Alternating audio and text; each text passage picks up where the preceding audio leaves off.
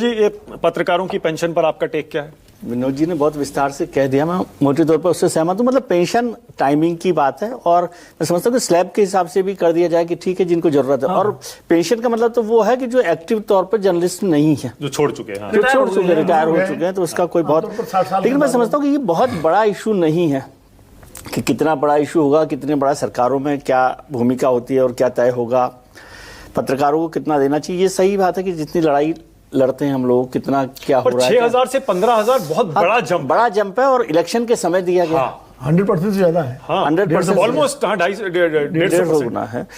तो वो मुझे कोई इसकी आवश्यकता भी नहीं लगती वैसे तो, लेकिन जो ऐसी स्थिति के लोग हैं जो खासतौर से छोटे शहरों में रहते हैं उनके लिए जरूरी है, तो वो भी जो रिटायर हो चुके हैं। और फिर अब इस पर बहस कर रहे हैं। यहाँ तो सरकारें प्लॉट्स दे रही हैं, हाँ प्लॉट दे रही हैं, बड़े बड़े मकान दे रही हैं। लिस्ट नहीं देखते क्या आप?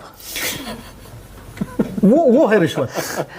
ये तो जनरल है ना, ये जनरल उस लिस्ट पर कभी चर्चा कीजिए तो फिर बात करेंगे कि क्या होता है क्या नहीं होता। प्लॉट दे दिया आपने या मकान, उन लोगों को देते हैं जो प्लॉट पहले ही उनके पास बहुत है, उनको नहीं मिलते जिनको जरूरत है, जो बेघर है या जिनके पास किराए पर घर है। कई स्टेट्स में तो विजय जी बाकायदा पत्रकारों की कॉलोनीज है, घर मिलता है। तो वही कह रहा हूँ ना, घर मिलता है लखनऊ में, और भी कई लखनऊ में, बहुत सारे राज्यों में, बहुत सारे राज्यों में प्लॉट मिले तो नहीं मिले ना जी, ना चाहिए भी नहीं। पूछ तो लोन से नहीं, मैं तो कह रहा हूँ चाहिए भी नहीं मुझे। लेकिन मैं कह रहा हूँ कि हम बड़े इशू पर बात करते हैं कि बड़ा इशू क्या है। अभी जब सारी बात चल रही है जिस पर आप चर्चा कर रहे हैं, पत्रकार बहुत हो गया मेरे ख्याल से, ये ज्यादा समय हमने दिया है उनको चर्चा को। बिहार में है ना, बिहार में। अच्छा, ये फिर ये टाइमिंग, मैं उसमें सहमत नहीं हूँ कि टाइमिंग को लेकर भी कि भाई इतनी इस टाइम पर इतना बड़ा जंप आप करें। कौन सा ऐसा फैसला किया नीतीश सरकार ने जिसमें 150% पैसा बढ़ाया? कहीं नहीं, बस ये 125 यूनिट फ्री बिजली देख लीजिए तो समझ में आता है।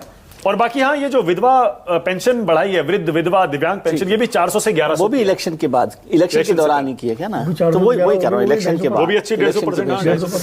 लेकिन मैं कह रहा हूँ अभी हम बहस कर रहे थे गठबंधन को लेकर, लेकिन वाजपेयी जी को समझा कीजिए, वाजपेयी जी का दिल रो रहा है और फिर भी वो साथ हैं, और उसके बाद भी आप सवाल कर रहे हैं कि गठबंधन पर क्या है, उन पे शंका कर रहे हैं। दिल क्यों रो रहा है? दिल रो रहा है नहीं, जो हो रहा है कानून व्यवस्था लेकर, लेकिन आप उनके गठबंधन के भाव को समझिए कि इतना दिल रो रहा है, कानून व्यवस्था खत्म है लेकिन गठबंधन नहीं छोड़ रहे ना। फिर भी अखिलेश जी बात कर रहे हैं कि गठबंधन पर सवाल है उनका, ठीक है, तो गठबंधन को अलग दिल इसलिए तो नहीं रो रहा विजय जी के कहीं इनको सीटें चाहिए? वाजपेयी जी खुल के भी कह चुके हैं भाई हमारी 5 लोकसभा सीटें हैं, तो एक लोकसभा में 6 विधानसभा आती है, हिसाब से मिल जाए। 30 मांग रहे हैं, ये 30 देने को कोई तैयार नहीं है मेरे ख्याल से, या तो जहां तक मेरी जानकारी। कोई ऐसा मुश्किल काम नहीं है, 30 दे देंगे या 30 का नुकसान उठा लेंगे कोई।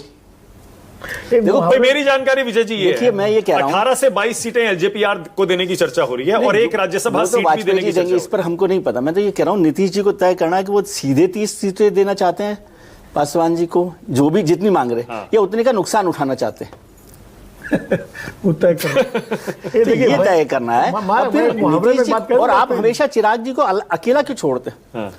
हनुमान हमेशा श्री राम के साथ रहते हैं जी, एक सेकंड, आप उसको हमेशा अलग कर देते हैं। ये तंज कस रहे हैं, क्या कर रहे हैं?